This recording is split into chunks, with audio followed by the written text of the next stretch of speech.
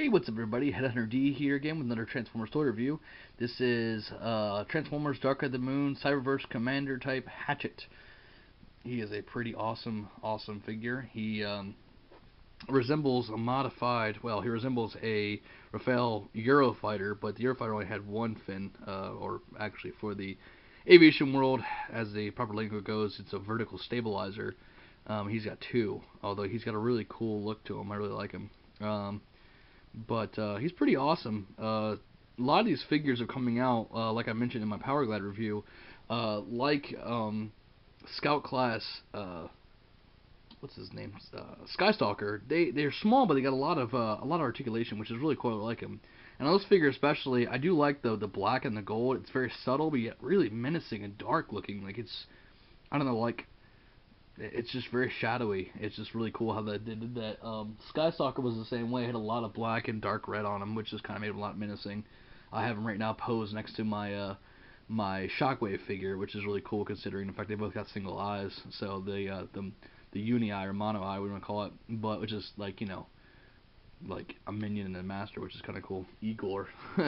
But one cool thing about him though, he's got a lot of removable stuff, which is like his weapons are the biggest thing I would say, probably removable. But the cool thing about him is that they're like these little drones, and they are like basically like little tiny single winged like cruise missiles, which is kind of cool. But they also double as a you know, like these little like football guns. This one's got a little chain gun thing on it, and this one is a little single blaster. Now his figure is totally Tarantino'd.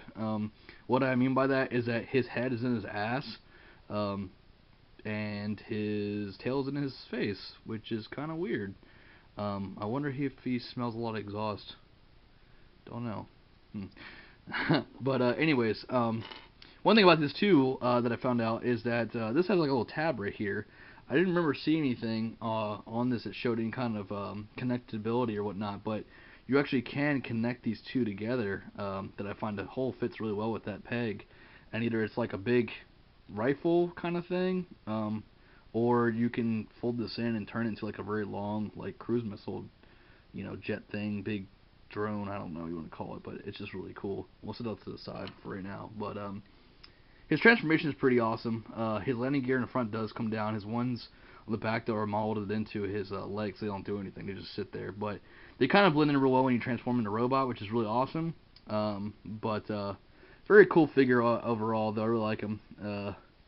Unlike, and I don't want to spoil the movie for anyone who haven't watched it, but unlike in the movie, he does not transform into the Suburban or Tahoe, whatever he was in the movie. I think it's a Chevy Tahoe actually. He transforms his jet in the car form, or in the toy form. So, but it is a really cool look to him. I really was looking forward to him. I found him actually at a Walmart up in Williamsburg, Virginia. So it's pretty awesome. But anyways, getting on transformation, it's pretty simple. You can really start at the ass end or the front end, which actually technically the front end is the ass end, and then the ass end is the front end, or I don't know, whatever. Call it what you want. The engine part or the cockpit part, which is kind of funny. But I usually just start at the front. Basically what I do is I just take and I unhinge his, untap his legs. Now one thing I will say, he's got a lot of kibble underneath his body here, which is kind of whatever. I mean, if you had him on display like this, you kind of look like a jet. His feet stick out of the back, which is a little annoying because that obviously is not natural to being a jet, and it kind of looks a little ridiculous. And it looked like they kind of crammed a lot of stuff into a small figure. I think Hatchet probably would have been better as a deluxe class because of what they were working with. His wings are very small proportion to the rest of his body, in my opinion. I think that his wings probably should be a little bigger, and that would have made more sense to conceal maybe his feet a little better. I don't know, but he's a cool figure. I didn't have any gripes when I bought him. That's the only pretty much one I have. But basically, you can just take and separate the back section here, like that, exposing his head, which you can actually go and pull out. Get a hand on it real quick. There we go. Pull his head out. What's going on, guys? And then you just untab his arms by just pulling them off, basically off the wings, like so. And you just kind of pull right out, and then you got to reattach this forearm section and connect that together. And that's what I'm saying, but it kind of molds in. You really just barely get even a hint that there are wheels there until you actually look at them. Then what you want to do is you want to separate basically his back leg section by pulling them down like this and just basically undoing them and making them look like legs like this. His tail is really cool though.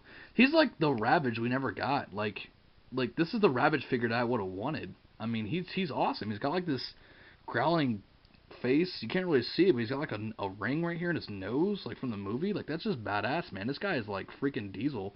I really do like him for that reason. Like he's badass. Like he's really cool looking. He looks very menacing. The dark and the gold, like I said, it's just really dark and mysterious and Decepticon-y.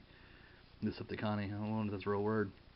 Next thing you want to do is you want to fold down this panel here and then basically lock it in place like that. It just kind of has a little, I guess you want to call it a, I don't know. It's like a little hinge. But basically then what you want to do is just pull the wings up until they lock in, pull down his arms like so, and there is Hatchet in his beast mode. He's not have a robot mode, he's got a beast mode. These actually can fit on his wings. Oops. Like so. And they become like his personal guns, assortment, what have you. And not really much to him. It's really kind of a short video. He's got articulation in his arms here. He's got a ball joint here in his right here. He's got a joint here in his wrists on both sides. He's got a joint here in his foot, joint here. Sorry, joint here in his knee, joint here in his tail here, tail here. So he's got a lot of good articulation in his tail, which is kind of cool. You actually can kind of bring it up if you wanted to, or have it like that if you want. But he is a pretty awesome figure. I really like him. He's worth the $8 to spend on him. I actually get a discount card. My wife works at Walmart, so I get discounts on Walmart. So, haha to all of y'all out there at YouTube.